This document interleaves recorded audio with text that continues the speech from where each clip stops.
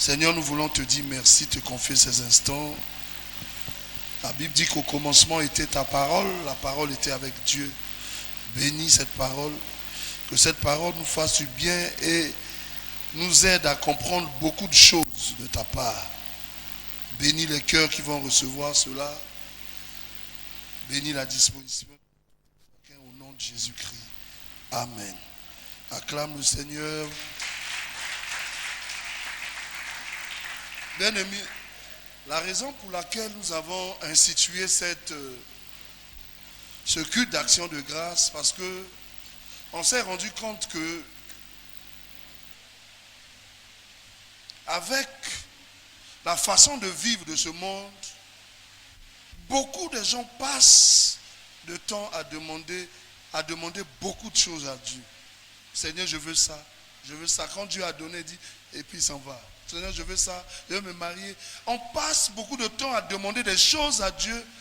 Et souvent, à force de trop demander, Dieu aussi est étonné de voir de la réaction de chacun de nous. Il nous regarde. Et à force de demander, beaucoup de gens passent beaucoup de temps à murmurer contre Dieu.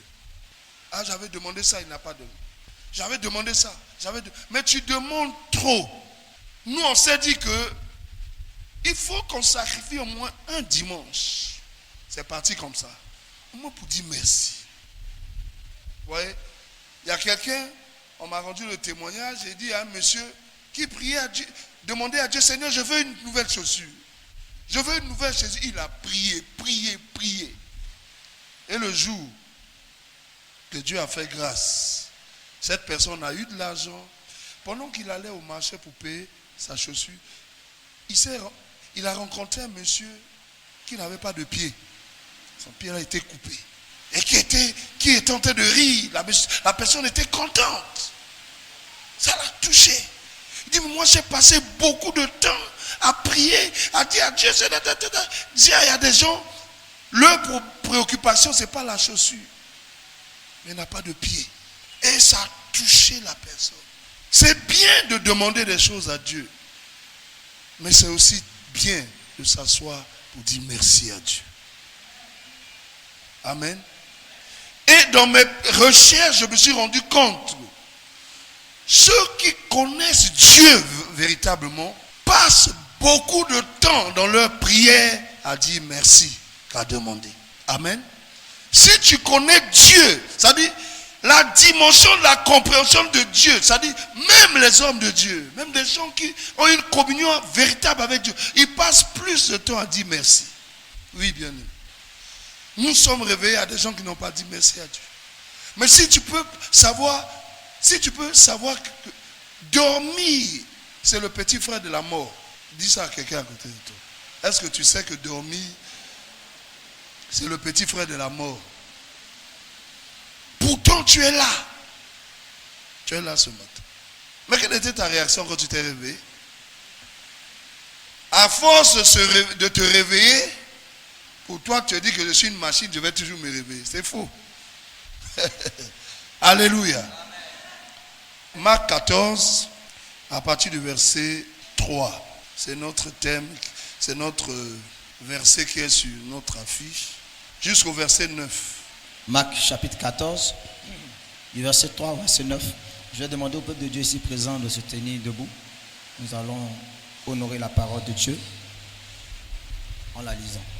Je lis la parole de Dieu. Marc chapitre 14, verset 3 à 9. Comme Jésus était à Béthanie, dans la maison de Simon le lépreux, une femme entra pendant qu'il se trouvait à table. Elle tenait un vase d'albâtre qui renfermait un parfum de nard pur de grand prix. Et ayant rompu le vase, elle répandit le parfum sur la tête de Jésus. Quelques-uns exprimèrent entre eux leur indignation. À quoi bon perdre ce parfum? On aurait pu le vendre plus de 300 deniers et les donner aux pauvres. Et ils s'irritaient contre cette femme. Mais Jésus dit, laissez-la, faites-vous de la peine. Elle a fait une bonne action à mon égard, car vous avez toujours les pauvres avec vous et vous pouvez leur faire du bien quand vous voulez. Mais vous ne m'avez pas toujours. Verset 8. Elle a fait ce qu'elle a pu. Elle a d'avance embaumé mon corps pour la sépulture. Je vous le dis en vérité, partout où la bonne nouvelle sera prêchée dans le monde entier, on racontera aussi en mémoire de cette femme ce qu'elle a fait. Amen. Amen. Veuillez vous asseoir. Vous voyez, souvent on lit ce texte, mais la profondeur qu'il y a dans ce texte est un sujet de bénédiction. Dis Amen. Dis Amen. Beaucoup de gens voyaient Jésus et se disaient, ben bon, si je veux apporter quelque chose à celui, je le ferai après. Et de toute façon, il est là. D'autres disaient, il est là. Jésus, voilà. Jésus, ça va? Je passerai te voir dans une semaine. Non, Jésus, comment tu vas? Ça va? Je viendrai te voir. Mais, vous savez, comme je disais tout à l'heure, dis merci à Dieu. D'abord, ce Dieu-là, tu ne le vois pas. Raison de plus, vous dites, bon, comme je ne le vois pas, c'est bon. Dis merci à Dieu veut d'abord dire que tu connais Dieu. D'abord. Souvent, quand quelqu'un vient te donner quelque chose, c'est dire merci. D'abord, tu vois d'abord la personne, tu connais la personne. Donc, tu as des raisons. Pasteur Franck est venu me voir, papa dit, je t'ai acheté une bouteille d'eau, je vois le pasteur Franck. Vous voyez? Donc, j'ai des raisons. J'ai en face de moi quelqu'un que je vois. Et non seulement je le vois, il vient avec un présent pour m'apporter. La difficulté de l'action de grâce, c'est le fait que, ça dit, je viens apporter quelque chose à quelqu'un que je ne vois pas d'abord de mes yeux. Quelqu'un comprend ce que je veux dire? Je ne le vois pas, donc je peux le faire ou ne pas le faire. Je peux donner ou ne pas donner. Ce Dieu-là, je ne le vois pas. Donc, quand tu apportes quelque chose comme une action de grâce à Dieu, c'est parce que à l'intérieur de toi, Dieu t'a fait la grâce de le connaître. Mais regardez Abraham. Dieu lui a dit, il dit, donne-moi ton fils, ton unique, celui que tu aimes. Dieu a oublié de dire, celui que tu as attendu depuis 25 ans. Mais moi, à la place d'Abraham, mais si je tue mon enfant, qu'est-ce que je vais dire à sa maman? Si on pouvait me dire que, ah maman, vraiment, j'ai rencontré quelqu'un là-bas qui m'a dit, ah, voilà, pour quelques raisons que ce soit, donne-moi ton fils, ou bien tue mon fils. À quelle adresse tu iras justifier l'acte que tu as posé? Dieu là, on ne le voit pas. Tu comprends pourquoi? Dieu a bâti la vie d'Abraham, a bâti la bénédiction d'Abraham à perpétuité. Parce que la difficulté était énorme. Bon, on dit, comme ma femme me donnait un témoignage, elle dit, il y a une dame qui a quitté son mari, qui allait au Ghana, ça est sur le net, qui allait au Ghana servir un homme. Au moins, il peut dire non, c'est tel monsieur. On connaît où le monsieur est.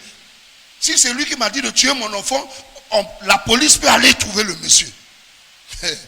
Mais je suis en face d'un Dieu qu'on ne voit pas. Où est son adresse? Il m'a dit, toi tu as tué mon enfant. On y va. Viens, va me montrer le monsieur. Est-ce que quelqu'un comprend ce qu'il dit? Va me montrer le monsieur. Celui qui t'a dit de tuer mon enfant, de sacrifier mon... Viens me montrer ce monsieur. Mais il a obéi parce que il n'avait pas affaire à quelque chose de visible, mais il avait affaire à quelque chose d'invisible. Et cette chose invisible, Abraham a fini par s'accoutumer, à s'habituer, à faire confiance, à s'approcher, à louer, à obéir à cette personne qu'on ne voit pas. Parce qu'Abraham le faisait et pouvait sacrifier. Dieu dit, toi, maintenant je sais, je te bénirai et je rendrai ton nom grand. Parce que ça là, c'est pas possible. C'est pas possible, c'est incroyable.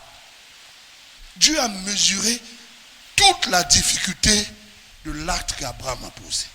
Bâtir pour durer, c'est une façon pour te dire que ce Dieu que tu ne vois pas, que tu as réussi à honorer, ce qu'il est, c'est ce que ta bénédiction aussi sera. Abraham a dit, mais c'est pas possible.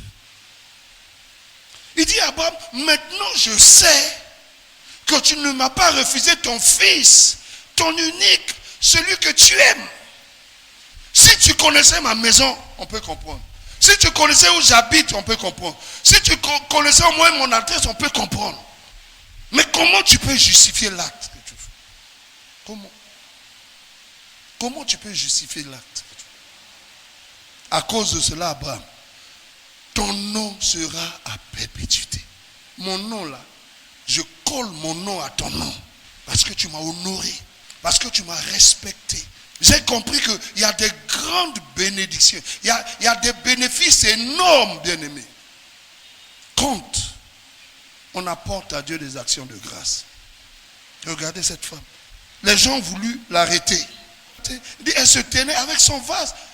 Et qui renfermait un parfum de nard, de grand prix. Et ayant rompu le vase, elle répandit le parfum sur Jésus.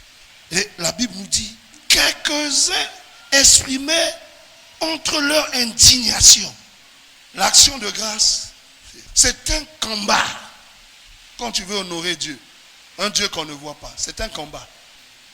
Pourquoi tu vas honorer ce Dieu-là qu'on ne voit pas? Pourquoi tu vas dire merci à Dieu? C'est ça. Et c'est ce qui revient dans la vie de chacun. Pourquoi dire merci à Dieu qu'on ne voit pas? Pourquoi apporter un remerciement à quelqu'un qu'on ne voit pas? On dit, ils s'indignèrent entre eux en disant, on pouvait donner ça aux pauvres. Et Jésus va dire, il dit, mais les pauvres, vous en avez toujours. Les pauvres sont là. Mais qui vous dit que moi, je serai toujours avec vous? Bien aimé, il y a des actes quand on a fini de poser. Peut-être la femme n'avait pas vu la portée. Mais c'est Jésus qui va donner la révélation à la femme pour dire que ce que tu es en train de faire, c'est ça on va prendre pour m'embaumer. Toi, tu m'as embaumé avant ma mort. Parce que tu m'as embaumé avant ma mort. Partout, les hommes de Dieu vont prêcher. On parlera de toi. Partout, les gens parleront de moi. Toi aussi, on parlera de toi. Il y a des bénéfices en action de grâce. Cette femme-là, Dieu a rendu la vie de cette femme-là éternelle par son âme. Jésus a rendu ça éternel. Simplement par un remerciement. L'action de grâce, c'est un acte qui démontre à suffisance que Dieu est là et Dieu peut faire. Dans Jean 6. Regardez dans Jean 6, les gens avaient faim. Ils n'avaient pas mangé depuis 3 jours. Parce que ce jour-là, Jésus était inspiré. Jésus prêchait. Et c'est au 3e jour, il s'est rendu compte qu'il a trop prêché. Et les disciples viennent dire à Jésus, Jésus, est-ce qu'on peut renvoyer ces gens? Parce qu'ils sont déjà nombreux. Ceux-là, on n'a pas prévu un budget pour leur donner à manger. Et Jésus va dire aux disciples, il dit, mais faites-les asseoir. Quand on les fait asseoir, quelqu'un vient dire à Jésus, mais j'ai 5 pains et 3 poissons. Je vais te montrer combien l'action de grâce est une prière puissante. C'est une prière. Quand tu apportes à Dieu, quand tu viens dire merci à Dieu, c'est une grande prière.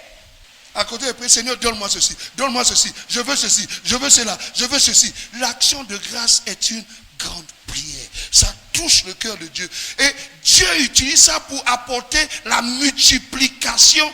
Je prie que ce matin, que par ton action de grâce, que Dieu multiplie tes bénédictions dans le nom de Jésus-Christ. Quand on a porté à Jésus les 5 pains, tu as trouvé ça? Quand Jésus a pris le pain, Jésus n'a pas dit, Seigneur Jésus, Dieu Tout-Puissant, voilà ça, ceci. Non, Dieu, toi qui es le multiplicateur. Non. Parce que celui qui fait des prières de remerciement connaît Dieu. Quelqu'un peut dire Amen. Qu'est-ce qu'il va dire? Jean chapitre 6, verset 11. Jésus prit les pains et rendit grâce. Il n'a pas parlé en langue. C'est ça qui m'a touché. Jésus n'a pas parlé en langue. Jésus n'a pas pris 3 jours de jeûne. Parce que celui qui apporte à Dieu des actions de grâce connaît Dieu. Sinon, il était face à une situation. C'est là on va savoir si tu sais prier ou pas. Il n'a pas prié. La Bible dit, il rendit grâce à Dieu. C'est une prière qui a disparu de nos jours. Alléluia. Vas-y, qu'est-ce qu'il va dire? Il rendit grâce à Dieu. Il rendit grâce et les distribua à ceux qui étaient assis. Il leur donna de même des poissons, autant qu'ils en voulurent. Au même moment où Jésus a rendu grâce à Dieu, en disant merci Seigneur.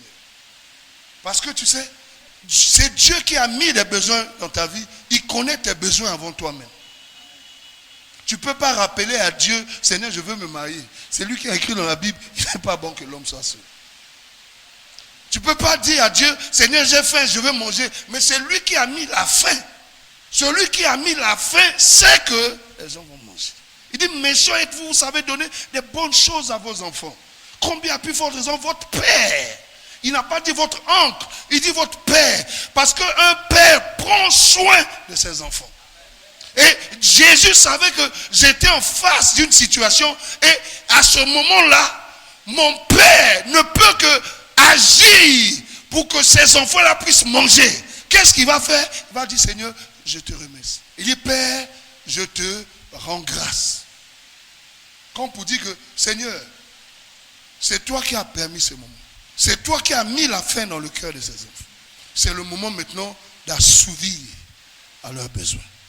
Et la Bible dit que pendant qu'il rendit grâce, il a commencé à distribuer le pain. Et pendant qu'il distribuait le pain et le poisson, le pain et le poisson ne finissaient pas dans la vie de ce peuple. Les gens continuaient.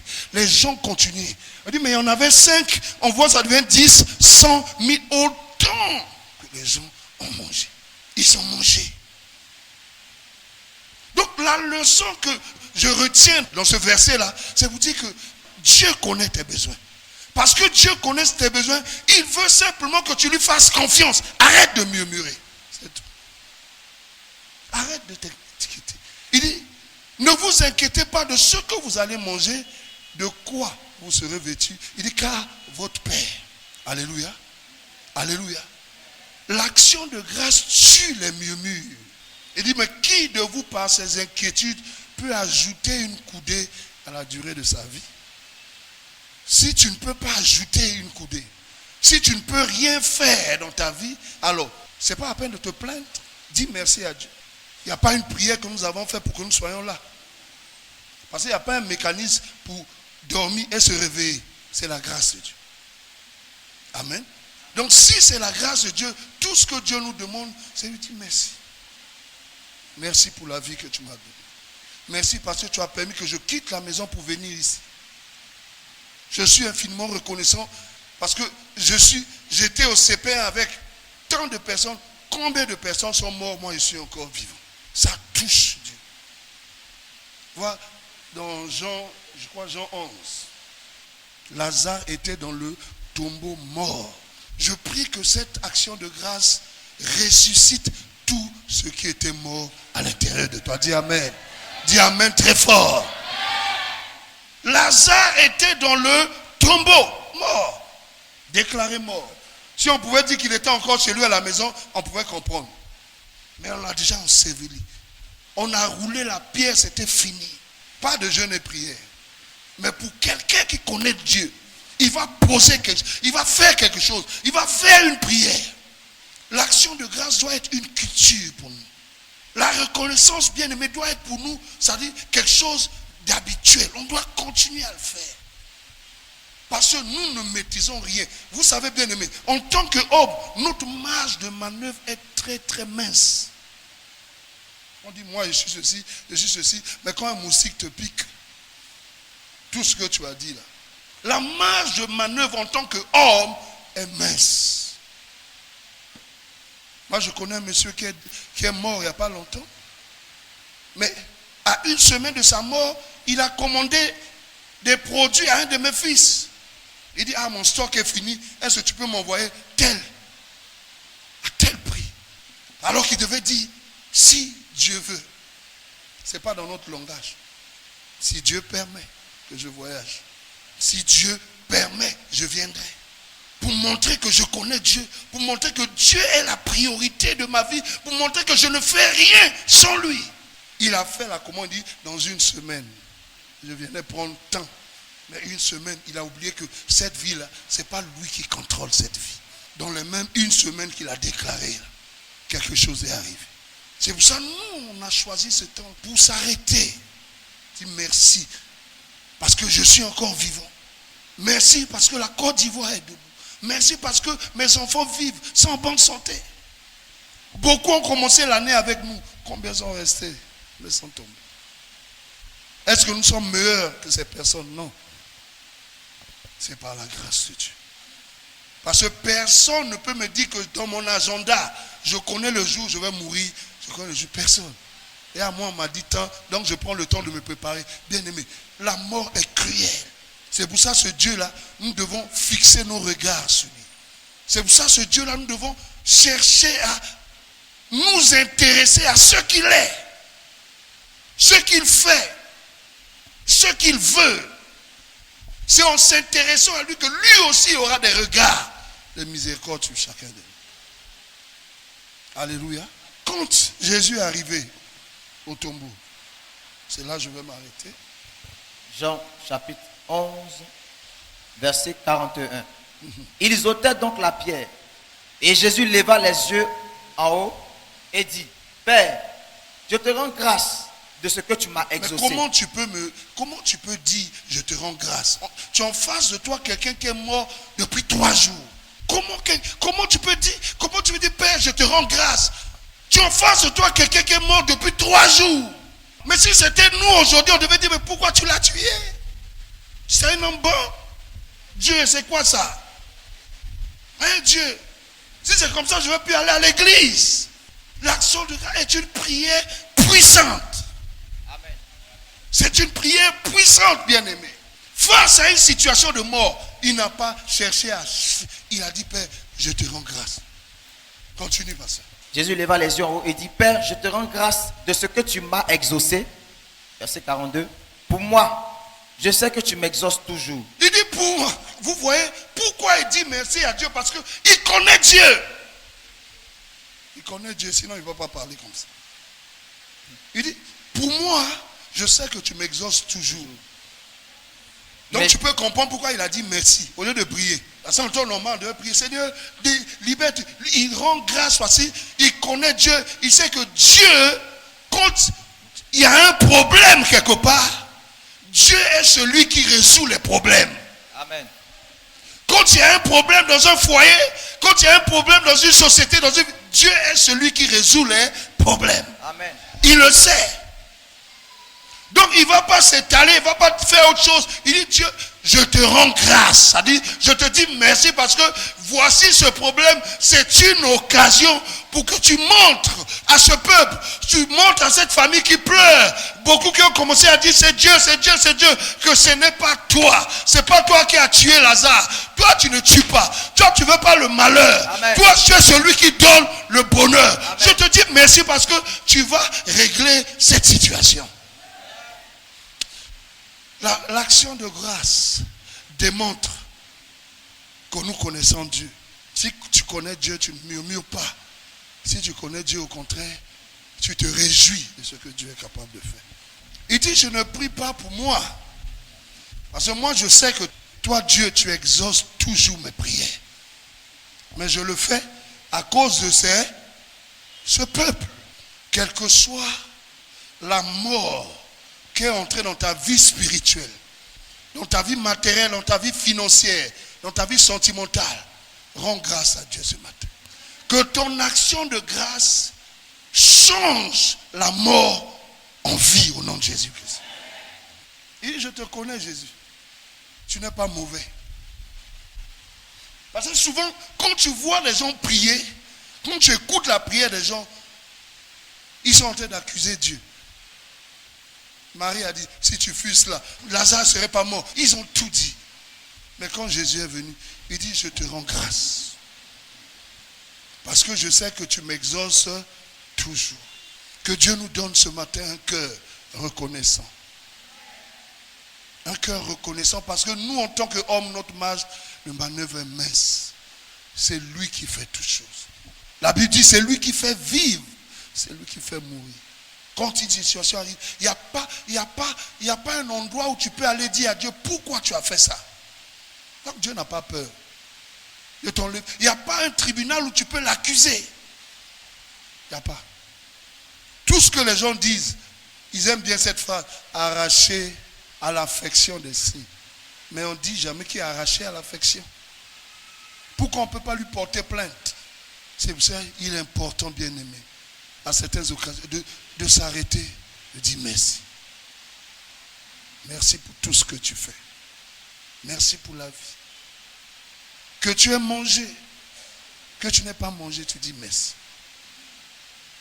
Il savait que si tu mangeais aujourd'hui, peut-être quelque chose pouvait arriver. Si tu n'as pas mangé, il sait pourquoi. Tu devais voyager, tu n'es pas parti. Dis merci. Il ne t'a pas tout dit. Mais il savait que si tu prenais ce vol, quelque chose devait arriver. Ceux qui connaissent Dieu savent rendre gloire à Dieu à n'importe quelle situation. Et que dans une vie de reconnaissance perpétuelle, que Dieu puisse bâtir ta vie à perpétuité. Dans une vie d'action de grâce, dans tout, que Dieu puisse bâtir ta vie, bâtir ton foyer, bâtir ta vie financière, matérielle, tout. Parce que puisque Dieu est éternel, et c'est sur ce Dieu-là, comme Abraham s'est attaché, ce que Dieu est, Abraham est devenu. En faisant confiance à Dieu, en remerciant Dieu dans toutes sortes de situations, que ta vie ressemble à Dieu. Souvent on ne sait pas, la femme là ne savait pas pourquoi elle le faisait. Mais heureusement elle l'a fait. D'autres personnes sont allées au tombeau 2 jours, 3 jours pour aller embaumer son corps. Mais quand ils sont arrivés, qu'est-ce qu'on a dit? Le tombeau était vide. C'est la femme qui a eu la révélation. Elle a eu la révélation. Eux venaient pour embaumer le tombeau, pour le corps du Seigneur. Tu peux comprendre pourquoi Jésus dit, cette femme, on parlera d'elle. Elle a eu la révélation pour anticiper. Parce que le 3e jour, il ne sera pas dans le tombeau. Il sera ressuscité. Que l'acte que tu es en train de poser, que tu vas poser ce matin, pousse Dieu à anticiper la bénédiction dans ta vie et dans tes circonstances. Les gens disent, mais c'est pas grave. Dans la coutume, on dit 3 jours après, on va aller. Quelle coutume? Elle a bâti sa vie dans la durée. Parce qu'elle a eu la révélation que c'était le moment de le faire. Elle a eu la révélation. La coutume dit de le faire 3 jours. Mais je sens dans mon esprit, c'est le moment d'être reconnaissant à ce Dieu. Ceux qui aiment la coutume vont venir après. Mais lui, il est déjà ressuscité. Ceux qui aiment la coutume vont venir 3 jours après. Mais lui, il est déjà ressuscité. Que Dieu bâtisse ta vie. Que ta vie soit bâtie sur des solides fondements. Christ. Il dit, femme, partout mon nom sera prêché. D'autres pouvaient dire, oh, c'est bon, elle a fait quoi? Moi je prépare. Moi je vais le faire après. Que Dieu te bénisse ce matin. Que Dieu te bénisse ce matin au nom de Jésus. On va se lever.